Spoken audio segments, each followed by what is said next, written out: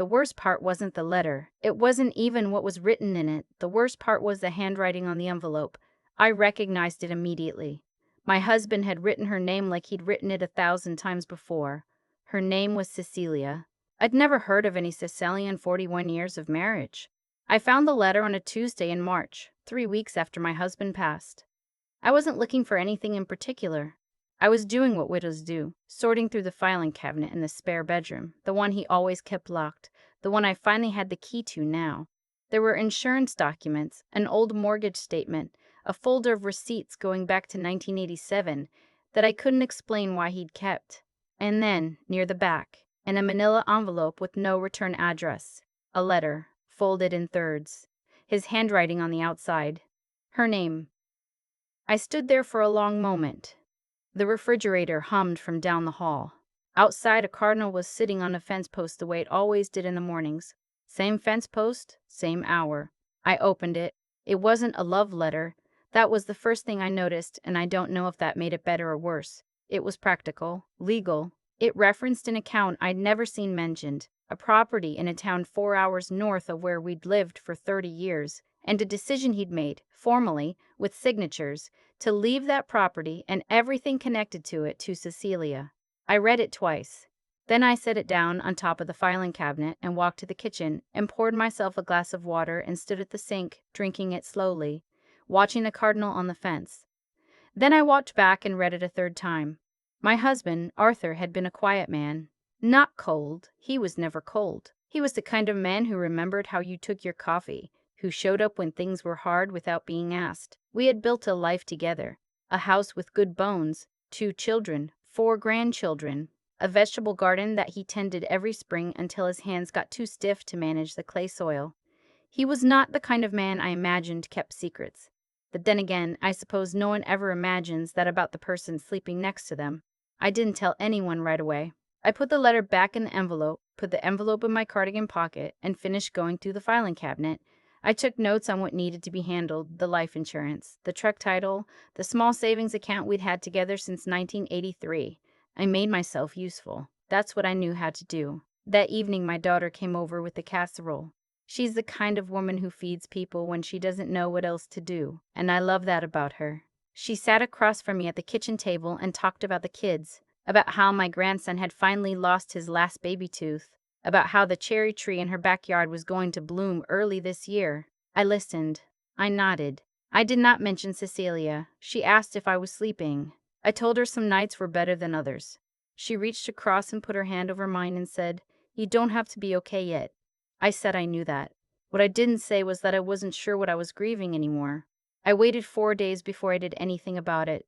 4 days of making coffee in the morning and watching the news and doing the small maintenance of living. Watering the plants, returning phone calls, accepting the casseroles and the flower arrangements and the sympathy cards that still arrived in the mail. 4 days of carrying that envelope in my cardigan pocket like a stone. On the 5th day, I called a lawyer. Not a family friend. Someone I found myself. Someone who didn't know Arthur.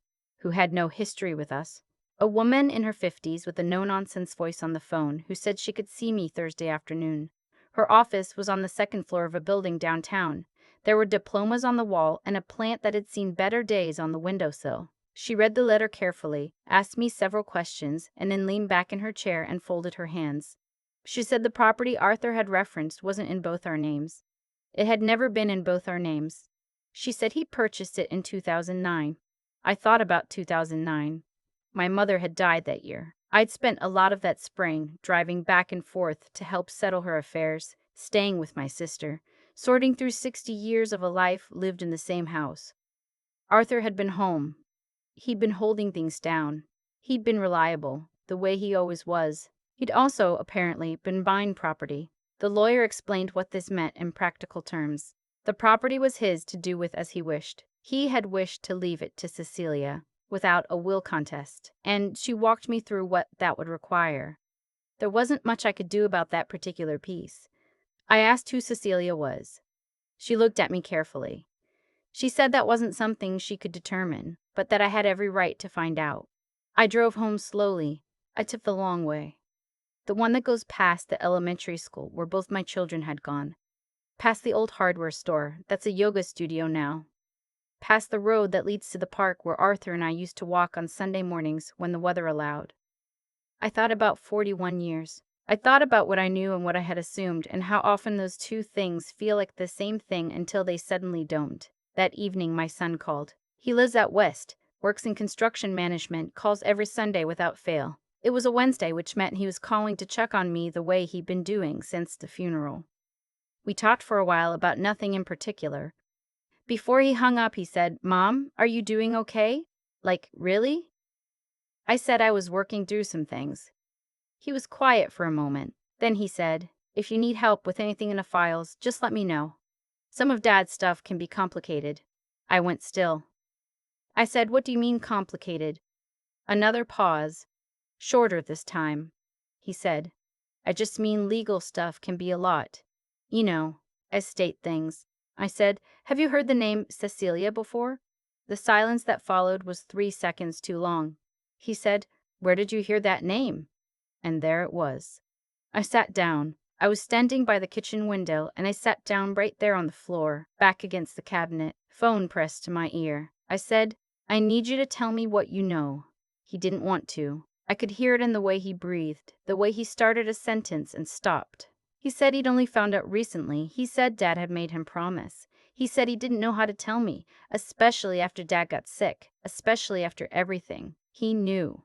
My son, who called every Sunday, who carried my groceries to the car at Thanksgiving, who had cried at his father's graveside in a way I hadn't seen him cry since he was a boy.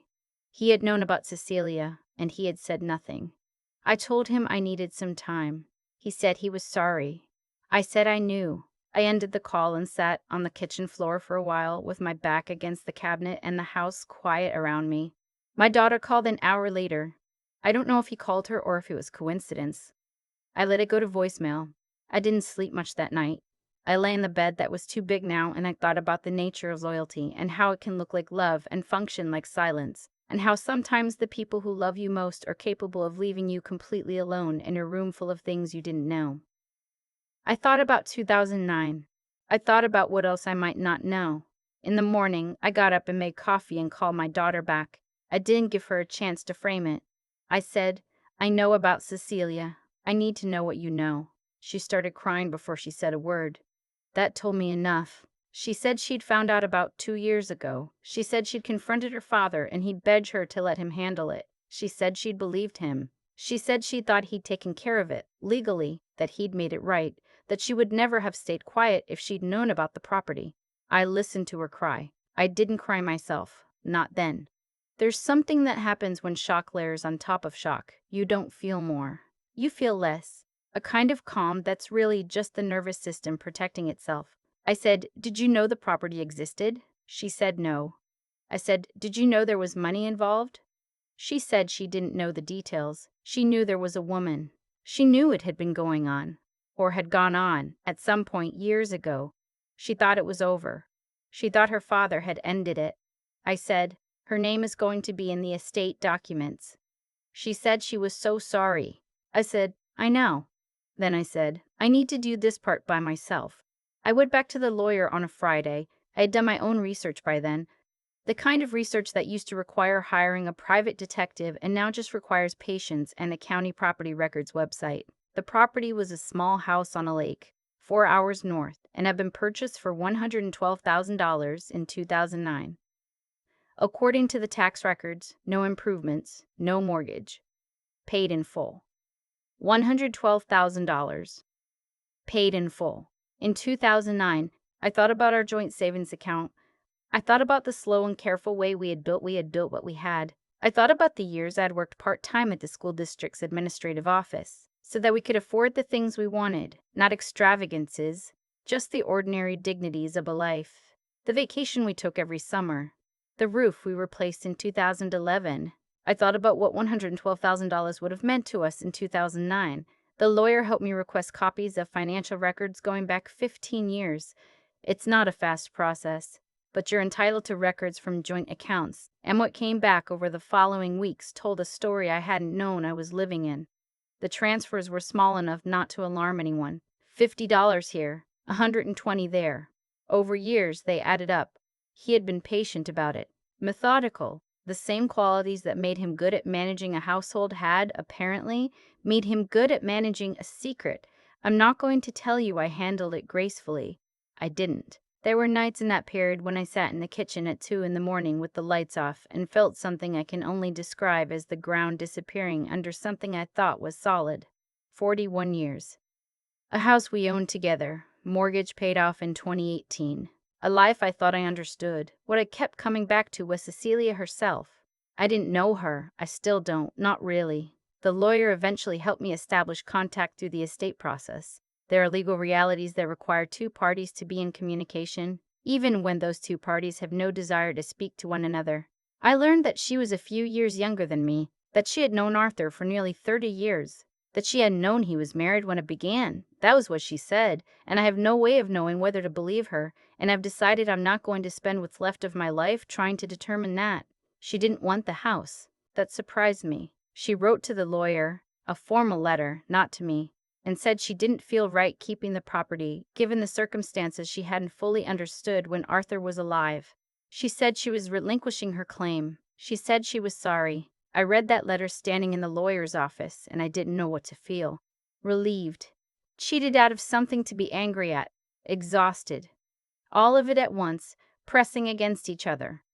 I kept the house. Our house, the one with the good bones. It's in both names on the deed. Has been since we bought it in 1986, and whatever Arthur tried to arrange, whatever he thought he was doing, this house was always half mine. You can't will away what isn't fully yours. The lake house transferred back through a process I won't describe because it took 4 months and a significant amount of paperwork, and I've decided I'm done letting it take up more space than it already has. What I will say is that I didn't keep it. I sold it. The money went into my own account. Singular, in my name only, a thing I hadn't had since before I was married. It felt strange at first seeing my name there alone. Then it felt right. Then it just felt like mine. My son flew in to see me in June. We sat on the back porch, and he said everything you'd expect. That he was sorry, that he should have told me, that he understood if I needed time. I listened to all of it. I told him I wasn't going to pretend it hadn't changed something, because it had. I don't know yet what it's changed it into. We're still working that out. My daughter comes every Wednesday now. She brings groceries sometimes, or sometimes just herself, and we sit and watch whatever's on and don't always talk. I think she's trying to make up for something, and I think I'll let her for a while. Not because I need the company, though some nights I do, but because I understand now that she was a person caught between her loyalty to her father and her love for me, and that's not a small thing to carry. I was angry. I'm still something in that direction. But I also know my children didn't put themselves in that position. Their father did. There's a thing that happens when you've been with someone for more than 4 decades. You stop seeing yourself as a separate person in certain ways. Your routines are shared. Your preferences are intertwined. You know which side of the bed to sleep on, because you've always slept on that side, because the other side belongs to him. And then one day it doesn't, and you have to figure out not just how to sleep, but how to be a person who exists on her own terms again. I've been doing that slowly. I rearranged the bedroom furniture. It sounds small. It wasn't. I started having coffee with a woman from my church on Thursday mornings. Her name is Faye, and she's been widowed twice and has opinions about everything and makes me laugh in a way I'd forgotten I could. I got the deed to this house reviewed by the lawyer and updated so that it goes directly to my children upon my death in equal shares with no ambiguity. I am not leaving anything to chance or assumption or the quiet arrangements of someone else. I'm still learning, that trust is not the same thing as documentation, that love does not make paperwork unnecessary, that you can spend a lifetime building something with another person and still not know every room in the house they were living in. Arthur was not all bad. I want to be careful to say that. The man I knew, most of the man I knew was real. The coffee he remembered, the way he showed up, the vegetable garden, the Sunday mornings walking in the park. I'm not willing to let the secret unmake all of that, because that would mean letting it take 41 years for me, and it has already taken enough. But I am also not willing to pretend I am the same woman I was before I opened that filing cabinet. I think what I am now is clearer about what I own, about what I'm owed, about the difference between being loved and being kept in the dark by someone who thought the darkness was a kindness. Last month I drove the 4 hours north to see the lake house before it sold. I didn't go inside. The real estate agent had already handled all of that. I just parked across the road and looked at it for a while. Small house, green shutters, right at the edge of the water. The lake was gray that day, early October, and the trees were starting to turn. I sat there for maybe 20 minutes. I thought about Arthur in that place, in that life, the one that ran parallel to mine without my knowing. I thought about what it must have been like to hold that for 30 years. I thought about whether he'd ever wanted to tell me. I don't know. I'll never know. And that, I've decided, is something I'm going to have to make my peace with, the way you make peace with where you make peace with weather. Not by understanding it, but by learning how to dress for it. I drove home. I stopped at a diner on the way and had a slice of pie and read the local newspaper. Something I never do, read a local newspaper. And the woman behind the counter called me honey and refilled my coffee without being asked. Small things. They're what's left, in the end. The cardinal on the fence post, the coffee that's hot, the house with your name on the deed. I got home a little after dark. I unlocked the front door and turned on the lights and stood in the hallway for a moment, just feeling the house around me. Then I hung up my coat and went to the kitchen and started thinking about dinner. It was mine. All of it was mine. The silence, the grief, the confusion, the small and stubborn business of continuing. Mine. I was going to be all right, not yet, but I could see the way there. And, for now, that was enough.